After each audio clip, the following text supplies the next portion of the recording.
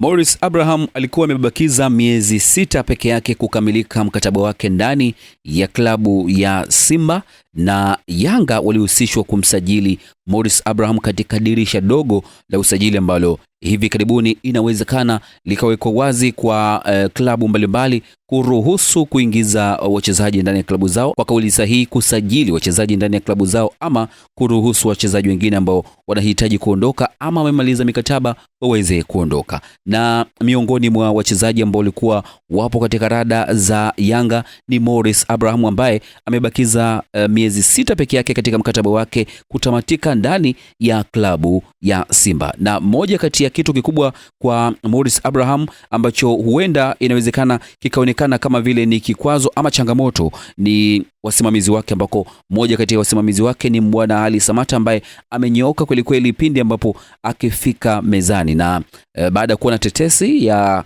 Morris Abraham kuhitajika na klabu ya Yanga, ndipo ambapo akawaita viongozi wa klabu ya Simba na kuwaweka mezani kuzungumza nao juu ya hatima ya mchezaji wake. Je, amruhusu aweze kuondoka, aweze kusaini ndani ya klabu nyingine ama la? Na Simba wakaweza kugonga nyundo na kuhitaji huduma ya Morris Abraham aendelee kusalia ndani ya kikosi chao, ndani ya kikosi cha Simba, ambako wakaongeza mkataba wa miaka 2 akiendelea kusalia ndani ya klabu ya Simba Morris Abraham.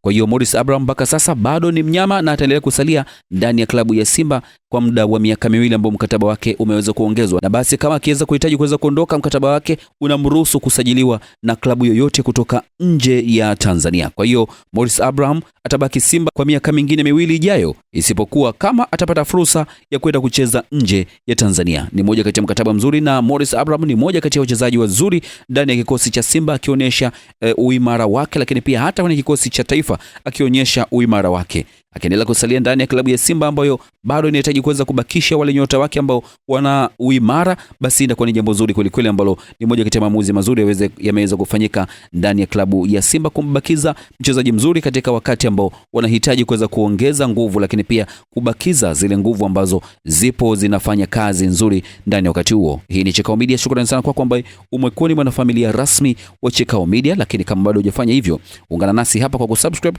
na kuruhusu notification ili uwe mwanafamilia rasmi kabisa wa Chekao Media na uweze kuzipata taarifa mbalimbali ambazo tutakwenda kuwekea hapa kila siku, kila saa ndani ya Chekao Media.